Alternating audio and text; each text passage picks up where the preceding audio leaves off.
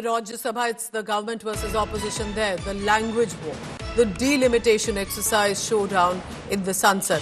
JP Nadda accusing opposition leaders of disruption in the upper house of the parliament. Dravida Munnetra Kazhagam MP staging a walkout of the Rajya Sabha. Now they are walking out of with regard to the delimitation issue. It's a proposed exercise for India, and other opposition leaders also walked out with regard to other issues. For example, alleging manipulation of the voter list, misuse of institutions. So an opposition walkout being staged, DMK leading the campaign against delimitation and the three-language policy, alleging discrimination against Tamilians, specifically on the education policy issue, and also delimitation saying if it is as per population census, then the states with fewer population will suffer. Their representation in the parliament will be discriminated against. So that is what has happened. These are the visuals coming in. Let's listen into what's happening. कुछ नियम होते हैं, कुछ कानून होते हैं जिसके तहत बहस होती है। अगले 10 दिनों तक अभी बजट के हर सब्जेक्ट पर डिस्कस होनी है। हम लोग डिस्कशन के लिए तैयार हैं। उसमें सबको बहुत मौका मिलने वाला है। इनकी समय संख्या के साथ जितना भी मौका मिलेगा इनको मिलेगा। There is a provision of short duration discussion. There is a provision of long duration discussion. ये नियम पढ़ते नहीं। I have been the leader of the BJP in Himachal Pradesh in the Vidhan Sabha as an opposition, and during their regime I have got the best legislature award also. कानून तो पढ़ना सीखो, चर्चा करना तो सीखो। ये गैर जिम्मेदाराना व्यवहार है विपक्ष का, और ये भारतीय संविधान, भारतीय संसद को एक तरीके से देश के सामने इस इंस्टीट्यूशन को मेलाइन करने का तरीका है। मैं चाहूंगा इंक्लूडिंग लीडर ऑफ ऑपोजिशन, इनका एक रिफ्रेशर कोर्स कराया जाए। They should go for a refresher course, they should understand the rules and the regulations, and they should come, and the government is ready to discuss anything. कोई भी बात कहेंगे उसको हम डिस्कस करने के लिए तैयार हैं। इसलिए मैं इनके वॉकआउट को घोर निंदा और गैर जिम्मेदाराना व्यवहार मानता हूं।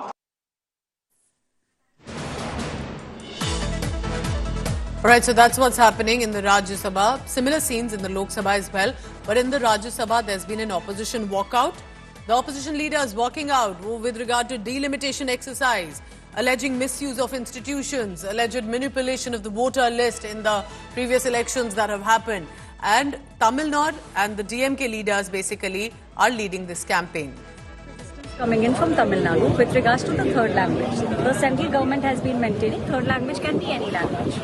Do you believe it? No, I don't believe the intentions of the central government. Every time they talk about a third language, it is only code for Hindi imposition. Tamil Nadu does not want compulsory Hindi imposition on us.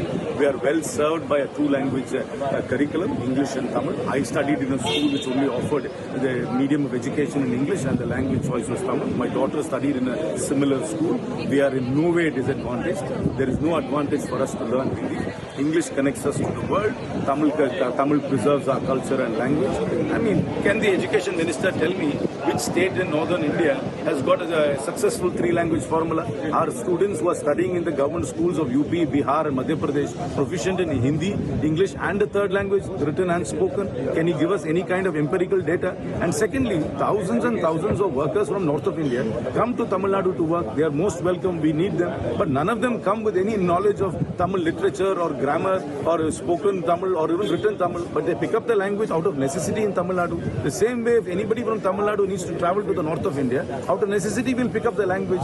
But English is connecting us with the world of science and commerce. Can the education minister tell me whether there's any scientific paper in the world which is only exclusively available in Hindi? So the people of Tamil Nadu have to learn, students have to learn Hindi in order to access that scientific paper. So there is no advantage in learning Hindi as a compulsory language. And there is no data which suggests that children need to be taught three languages in school at the formative ages.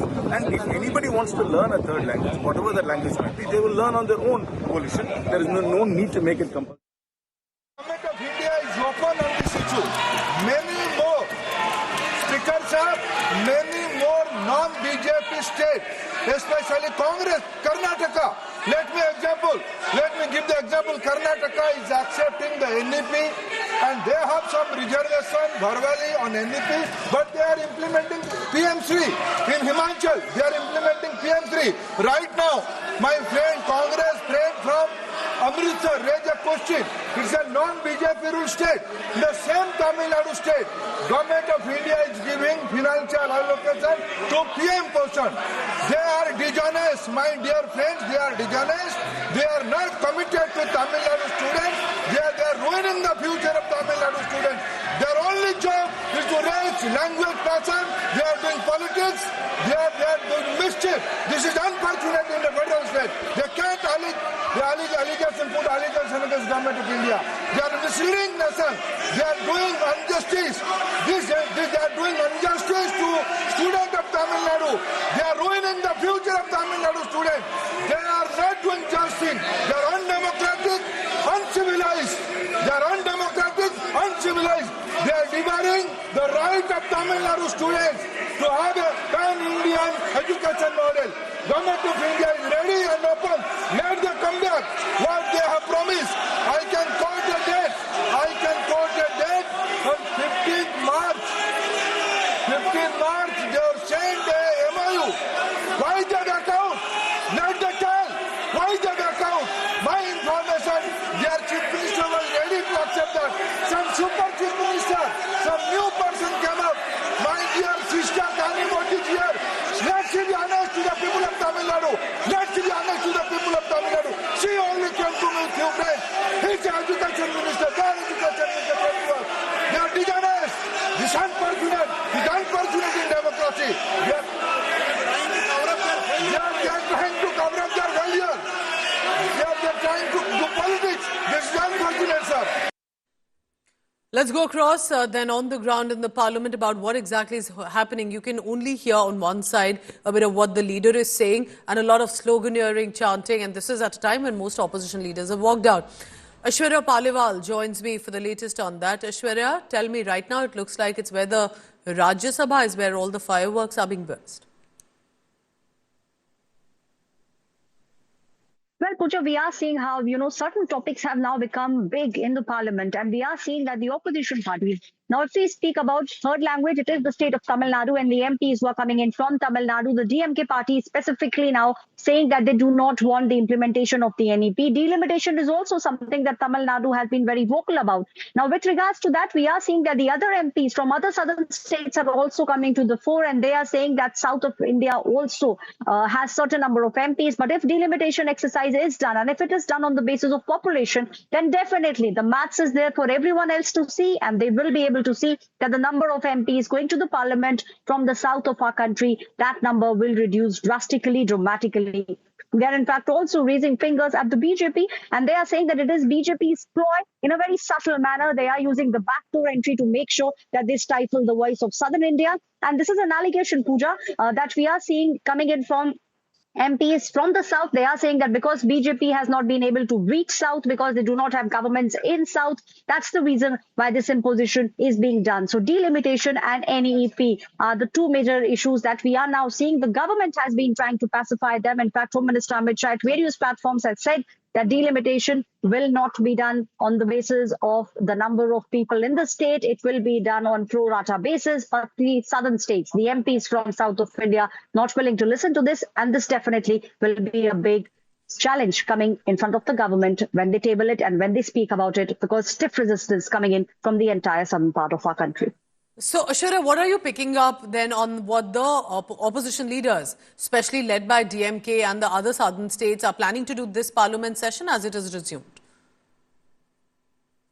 There will be protests, Pooja. Let me tell you, that is something which is very, very clear, because they believe that protest is the only way they can get through their issues, their topics to the government. But the government on its part, Pooja, is trying to make sure that they sit on a table, they discuss these issues, and only then do they come out, only then can they make sure that they come out with a way forward. The opposition, very, very clear that these are the issues that they will not back down upon. They also understand that this time they have better numbers. And keeping that in mind, the southern states are saying BJP, first of all, has not been able to reach southern India the way they were hoping to do. And that's the reason why this subtle changes in the number of MPs is being done. The most resistance coming in, Pooja, let me tell you, from the DMK MPs. In fact, the Chief Minister, M.K. Stalin, time and again has been speaking the fact that the state of Tamil Nadu will not accept NEP, and delimitation is also something. They, in fact, are saying, Pooja, that the number of MPs coming in from the state of Tamil Nadu will be reduced by 8. This is the calculation that they have done. So southern states, very, very clear